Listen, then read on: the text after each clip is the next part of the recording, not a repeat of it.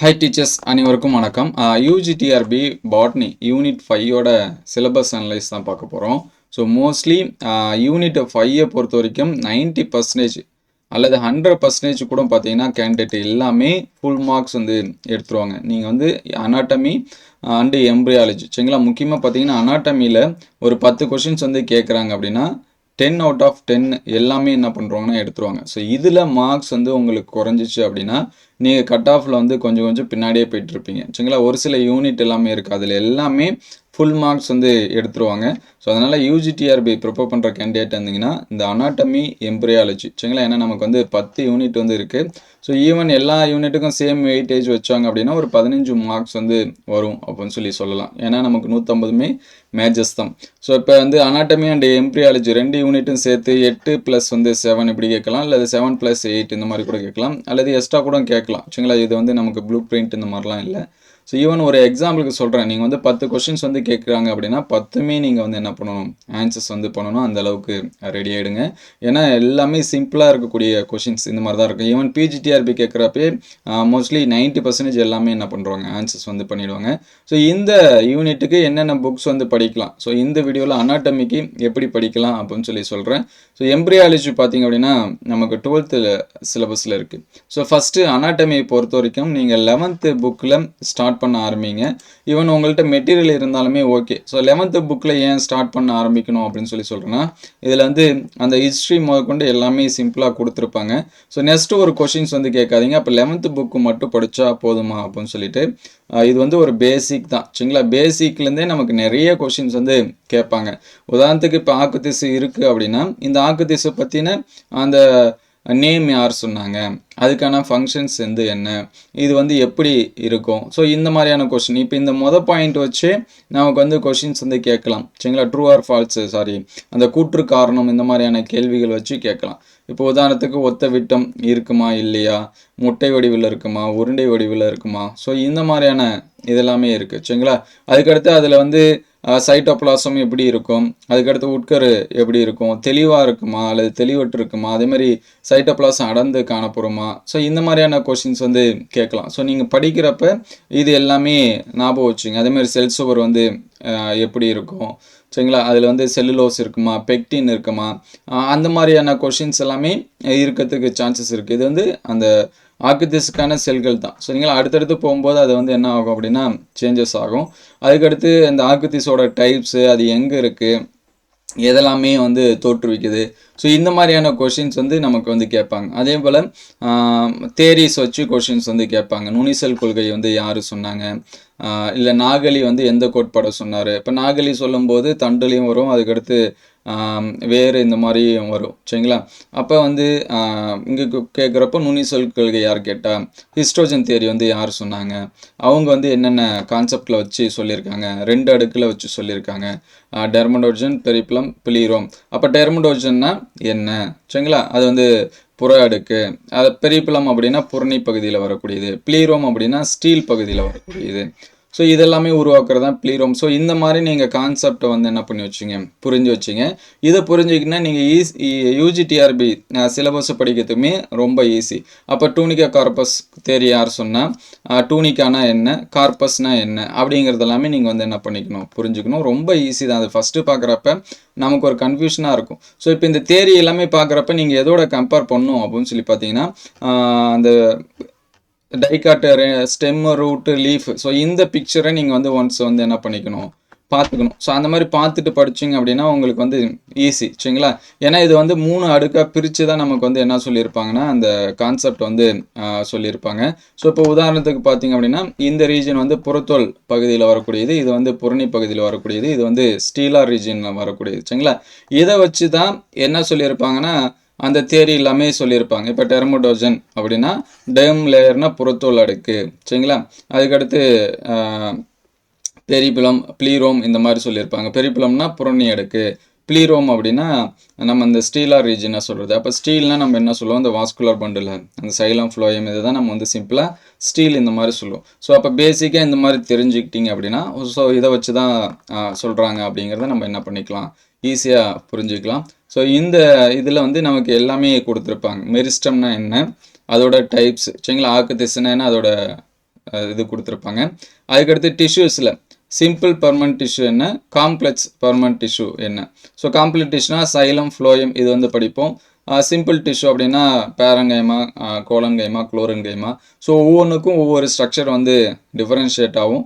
அதில் அந்த ஸ்க்ளீரன்கைமா வச்சு நமக்கு நிறைய கொஷின்ஸ் வந்து பிஜிடிஆர்பியில் கேட்டிருக்காங்க. ஈவன் இந்த புக்ஸ்லேருந்துமே நமக்கு பிஜிடிஆர்பி லெவலுக்கு நிறைய கொஷின்ஸ் வந்து கேட்டிருக்காங்க. ஸோ அதனால் நீங்கள் இந்த இதில் இருக்கிறத என்ன பண்ணுங்கள், நல்லா ப்ரிப்பேர் பண்ணி வச்சிங்க.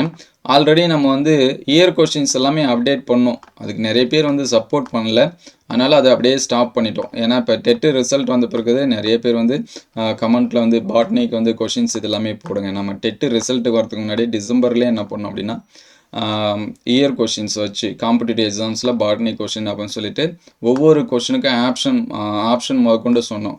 அது ஒரு 100 பேர் பார்த்தாங்கன்னா ஒரு 5 பேர் கூட லைக் பண்ணுறதில்ல.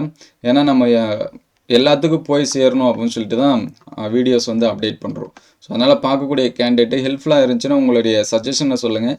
எனக்கு இருக்கிற டைமில் என்னால் முடிஞ்ச அளவுக்கு என்ன பண்ண முடியுமோ, சரிங்களா, கொஷின் டெஸ்ட் வைக்கிறதா இருக்கட்டும் அல்லது எக்ஸ்ப்ளனேஷன் கொடுக்கறதா இருக்கட்டும், என்னால் முடிஞ்ச அளவுக்கு நான் வந்து ஹெல்ப் பண்ண ரெடியாக இருக்கேன். ஏன்னா நானும் எக்ஸாம்ஸ்க்கு வந்து ப்ரிப்பேர் பண்ணும்போது யாராவது சொல்ல மாட்டாங்களா அப்படின்னு சொல்லிட்டு எதிர்பார்த்துட்ருக்கேன் இருந்தேன், சரிங்களா. அதனால் உங்களுடைய சஜஷனை சொல்லுங்கள். இது சொல்கிறது நல்லா இருக்குது, இது வந்து சரியில்லை, இது இப்படி மாற்றி சொல்லுங்கள், இதுக்கு ஆன்சர்ஸ் வந்து நீங்கள் தப்பாக சொல்கிறீங்க அப்படின்னா அது கமெண்ட் பண்ணிங்கன்னா அடுத்து இதுக்கு சேஞ்ச் பண்ணுறதுக்கு வந்து எனக்கு வந்து ஹெல்ப்ஃபுல்லாக இருக்கும், மோட்டிவேஷனாகவும் இருக்கும். ப்ளஸ் வந்து அடுத்தடுத்த வீடியோவில் நம்ம முடிஞ்ச அளவுக்கு, சரிங்களா, எம்சிக்யூ கொஷின்ஸ் வந்து அந்த ப்ரீவியஸ் இயரில் கேட்ட கொஷின்ஸ் எல்லாமே அனலைஸ் வந்து பார்ப்போம். ஸோ அதுக்கு லைக் பண்ணி சப்போர்ட் பண்ணுங்கள். ஸோ யார் யாருக்கெல்லாமே டெய்லி எம்சிக்யூ கொஷின்ஸ் வந்து வேணும்னு நினைக்கிற கேண்டிடேட்டாக இருந்தீங்கன்னா கமெண்ட்டில் எம்சிக்யூ அப்படின்னு சொல்லி டைப் பண்ணுங்கள். அதிகப்படியான கமெண்ட் வந்துச்சுன்னா நம்ம டெய்லியும் அதை கண்டினியூ பண்ணுவோம், சரிங்களா. ஸோ நெக்ஸ்ட்டு வந்து பார்த்தீங்கன்னா செகண்டரி க்ரோத்.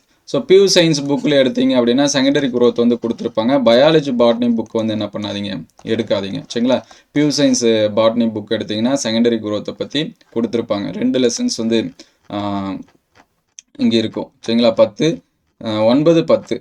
ஸோ இதில் வந்து பார்த்திங்கன்னா சிம்பிளாக எல்லாமே டிஷ்யூஸ் வந்து கொடுத்துருப்பாங்க, சைலம் ஃப்ளோயும் எல்லாமே நமக்கு வந்து என்ன பண்ணியிருப்பாங்க, டீட்டெயில்டாக கொடுத்துருப்பாங்க வாஸ்குலர் பண்டில்ஸை வச்சு, சரிங்களா. அதனால் இது வந்து இந்த லெசன்ஸில் இருக்கிறது எல்லாமே நீங்கள் நல்லா பார்த்து வச்சுங்க தெளிவாக. எனக்கு வந்து நான் இங்கிலீஷ் மீடியம் தான் படித்தேன்னா இங்கிலீஷ் மீடியம் புக்லேயே இருக்குது, ஆன்லைன்லேயே அவைலபிளாக இருக்குது. ஸோ இங்கே வந்து 2ஆம் நிலை வளர்ச்சி செகண்டரி க்ரோத் கொடுத்துருப்பாங்க. நம்ம பிஜி சிலபஸில் செகண்டரி க்ரோத் இருக்காது, ஆனால் யூஜி சிலபஸில் செகண்டரி க்ரோத் இருக்கும். ஸோ இதில் கொடுத்துருக்கிற எக்ஸாம்பிள் நம்ம ஞாபகம் வச்சுக்கிட்டாலே ரொம்ப இதாக இருக்கும், சரிங்களா. இதில் எல்லாத்துக்குமே கொடுத்துருப்பாங்க, அந்தந்த ஸ்பீசிஸ் என்ன, அதுக்கான எக்ஸாம்பிள் என்ன, எல்லாமே என்ன பண்ணியிருப்பாங்க கொடுத்துருப்பாங்க. அனாமலஸ் செகண்டரி க்ரோத்னு இருக்குது, சரிங்களா. அதுவும் நமக்கு வந்து தேவைப்படும். ஸோ இங்கே இருக்கிறதுலாம் பார்த்தீங்கன்னா அனாமலஸ் செகண்டரி க்ரோத்தை பற்றின டீட்டெயில்ஸ் வந்து என்ன பண்ணியிருப்பாங்க கொடுத்துருப்பாங்க. நீங்கள் ஈஸியாக வந்து என்ன பண்ணிக்கலாம், ரெஃபரன்ஸ் பண்ணிக்கலாம், சரிங்களா. செகண்டரி க்ரோத்தும் கொடுத்துருப்பாங்க, அனாமலஸும் கொடுத்துருப்பாங்க. ரொம்ப முக்கியம், ஒன்ஸ் அகைன் மறுபடியும் சொல்கிறேன், இது மட்டும் படித்தா போதுமான்னு தயவு செஞ்சு கேட்காதீங்க. இது வந்து யூஜி சிலபஸ் உங்களுக்கு பேசிக்கானது. ஸோ நீங்கள் காலேஜில் படித்த மெட்டீரியல்ஸ் எதனாச்சும் இருந்தால் அதை வந்து பாருங்கள். அதுக்கடுத்து primary structure of fruit, stem, leaf வந்து கேட்டிருக்காங்க. அதுக்கடுத்து மோனோகாட் அண்ட் டைகாட், அந்த இதுதான் ஸ்ட்ரக்சர் தான் ஏற்கனவே நம்ம சொன்ன மாதிரி டிஃப்ரென்ஸ் பிட்வீனில் நிறைய நமக்கு வந்து கொடுத்துருப்பாங்க. ஸோ அங்கே படிக்கிறப்ப நீங்கள் வந்து என்ன பண்ணி வச்சிங்கன்னா மோனோகாட்டில் எப்படி சைலம் ஃப்ளோயம் இருக்குது, டைகாட்டில் எப்படி இருக்குது, அந்த மாதிரி பார்த்து வச்சிங்க. ஸோ இங்கே வந்து கொஷின்ஸ் வந்து எப்படி கேட்பாங்கன்னா, இந்த மெரிஸ்டம் இருக்குன்னா இந்த மெரிஸ்டத்தோட தேரி வச்சு என்ன பண்ணுவாங்க அப்படின்னா ஒரு கொஷின்ஸ் வந்து கண்டிப்பாக கேட்பாங்க. அதனால் அந்த கொஷின்ஸை நல்லா பார்த்து வச்சுங்க. அதே மாதிரி இங்கே வந்து simple tissue, permanent tissue. So simple டிஷ்யூவில் வரும்போது நீங்கள் வந்து பேரங்கைமா, அதுக்கடுத்து கோலன்கைமா, அதுக்கடுத்து ஸ்க்ளீரங்கைமா இருக்குது. ஸ்க்ளீரங்கைமாவில் ஸ்க்ளீரைடு இதெல்லாமே நம்ம என்ன பண்ணுவோம் அப்படின்னா படிப்போம். ஸோ அந்த ஸ்க்ளீரைடை வச்சு அதிகமாக கொஷின்ஸ் வந்து கேட்குறாங்க. அதனால் ஸ்க்ளீரைடை பற்றி நல்லா படிச்சிங்க. கோலன்கைமாவோட எக்ஸாம்பிள்ஸ் எங்கெங்கெங்கெல்லாம் இருக்கும் அப்படிங்கிறத அதை வச்சு படிச்சிங்க. அதுக்கடுத்து காம்ப்ளெக்ஸ் டிஷ்யூ வரும்போது நமக்கு சைலம் ஃப்ளோயம் தான். அந்த சைலம் ஃப்ளோயத்தில் அந்த இன்டர்னல் பார்ட், சரிங்களா, சைலத்தில் 4 இது இருக்கும், ஃப்ளோயத்தில் 4 இருக்கும். அதை நல்லா வந்து தெளிவாக படித்து வச்சுங்க. அந்த டைலோசஸ் இந்த மாதிரிலாமே வரும், சரிங்களா. அந்த கான்செப்ட் எல்லாமே நல்லா பார்த்து வச்சுங்க. அதுக்கடுத்து டிஷ்யூ சிஸ்டம் வரும்போது epidermal tissue system, vascular tissue system அப்படின்னு சொல்லிட்டு வரும். ஸோ அப்போ வாஸ்குலர் பண்டில்ஸ் வந்து ஓப்பன், க்ளோஸ்டு இந்த மாதிரி நிறைய டைப் இருக்குது. சைலம் சூல், ஃப்ளோயம் சூல் இந்த மாதிரி இருக்குது சரிங்களா. அப்போ அதோட டைப்ஸ் அதுக்கான எக்ஸாம்பிள் எல்லாமே பார்த்து வச்சுங்க. பை கொலேட்ரல், கொலேட்ரல் இந்த மாதிரிலாம் கொடுத்துருப்பாங்க.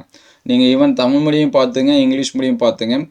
கொஷின் பார்க்குறப்ப மோஸ்ட்லி என்னோடய ப்ரிஃபரன்ஸ் நான் என்ன சொல்லுவேன்னா, இங்கிலீஷ் மீடியம் கொஞ்சம் நல்லா பார்த்து வச்சிங்க. கொஷின் தமிழில் கொஞ்சம் கன்ஃபியூஸ் ஆகிற மாதிரி கூட இருக்கும் சரிங்களா. அதுக்கடுத்து இந்த செகண்டரி குரோத் வரும்போதெல்லாம் நமக்கு எக்ஸாம்பிள் பிளான்ட்டோட அந்த எக்ஸாம்பிள் தான் கேட்பாங்க. இது எந்த இதில் இருக்குது அந்த மாதிரியான எக்ஸாம்பிள் வந்து கேட்பாங்க. அதே மாதிரி ரூட்டு, ஸ்டெம்மு, லீஃப். ஸோ இது வரும்போது பார்த்தீங்கன்னா ஜென்ரலாக இது எந்த பிளான்ட்டு, மோனோகாட் பிளான்ட்டா, டைகாட் பிளான்ட்டா, இந்த மாதிரியான கொஷின்ஸ் வந்து வரும். ஸோ இப்போ இதுலேயே பார்த்தீங்கன்னா மெரிஸ்டத்தை வச்சு ஒரு கொஷின்ஸ் வந்து வந்துடும். அதுக்கடுத்து சிம்பிள் டிஷ்யூ வச்சு ஒரு கொஷினு, காம்பலன்ஸ் அந்த பெர்மனன்ட் டிஷ்யூ வச்சு ஒரு questions, anomalous secondary growth. So இதை வச்சு ஒரு கொஷினு, செகண்டரி குரோத் வச்சு ஒரு கொஷினு, லாஸ்ட்டாக இங்கே பார்த்தீங்கன்னா கிராண்ட்ஸ் அனாட்டமின்னு இருக்குது. ஸோ இதை வச்சு ஒரு கொஷின்ஸ் இந்த மாதிரி கேட்டாங்கன்னா இதுலேயே நமக்கு வந்து 6 கொஷின்ஸ் வந்து என்ன பண்ணிடும், கம்ப்ளீட் ஆகிடும். ஸோ 6லேருந்து 7 கொஷின் அல்லது 10 கொஷின் கூட நம்ம மினிமம் எதிர்பார்க்கலாம். ஸோ இது எல்லாமே நல்லா பார்த்து வச்சுங்க. எம்ப்ரியாலஜி பற்றி அடுத்த வீடியோவில் அப்டேட் பண்ணுறேன். எம்ப்ரியாலஜி பார்த்தீங்கன்னா 12th புக்கில் வந்து கொடுத்துருப்பாங்க. பேசிக்காக நான் வந்து தெரிஞ்சுக்கணும் அப்படின்னா அதெல்லாமே பாருங்கள். ஆல்ரெடி நம்ம செல் பயாலஜிக்கு வந்து ஸ்டார்ட் பண்ணோம். செல் பயாலஜி பார்த்தீங்க அப்படின்னா நம்ம கொஷின்ஸ் இதெல்லாமே எடுத்து அப்டேட் பண்ணோம். அதுலேயும் நிறைய பேர் வந்து சப்போர்ட் இல்லாதனால அது வந்து ஸ்டாப் பண்ணியாச்சு. ஸோ செல் பயாலஜி தேவைப்படக்கூடிய கேண்டிடேட்டு கமெண்ட் பண்ணுங்கள். அடுத்தடுத்த வீடியோவில் நம்ம வந்து செல் பயாலஜி அப்படிங்கிறத அப்டேட் பண்ணுவோம். ஸோ முடிஞ்ச அளவுக்கு ஒரு 10% அல்லது 20% என்னோட சப்போர்ட் கொடுக்க நான் வந்து ட்ரை பண்ணுறேன். நீங்கள் வந்து சப்போர்ட் பண்ணிங்கன்னா அடுத்தடுத்து அப்டேட் பண்ணுறேன் சரிங்களா. எனக்கு கிடைக்கக்கூடிய டைமில் உங்களுக்கு வந்து அப்டேட் பண்ண ரெடியாக இருக்கேன். ஸோ சப்போர்ட் பண்ணுங்கள். அடுத்து யூனிட் என்ன கொடுக்கலாம், என்ன எக்ஸ்ப்ளனேஷன் கொடுக்கலாம் அப்படிங்கிறதையும் கமெண்ட் பண்ணுங்கள். ஸோ எக்ஸாம்ஸ்க்கு வந்து தொடர்ந்து படிங்க. கண்டிப்பாக நம்மளால் பாஸ் பண்ண முடியும். ஈவன் வந்து யூஜியை விட பிஜி விட யூஜி ரொம்ப ஈஸி. ஏன்னா நம்மளோட ஃபுல் அண்ட் ஃபுல் மேஜர்ஸ் தான் படிக்க போகிறோம். அதனால் ஈஸியாக பாஸ் பண்ணலாம். தொடர்ந்து படிங்க. Thank you all.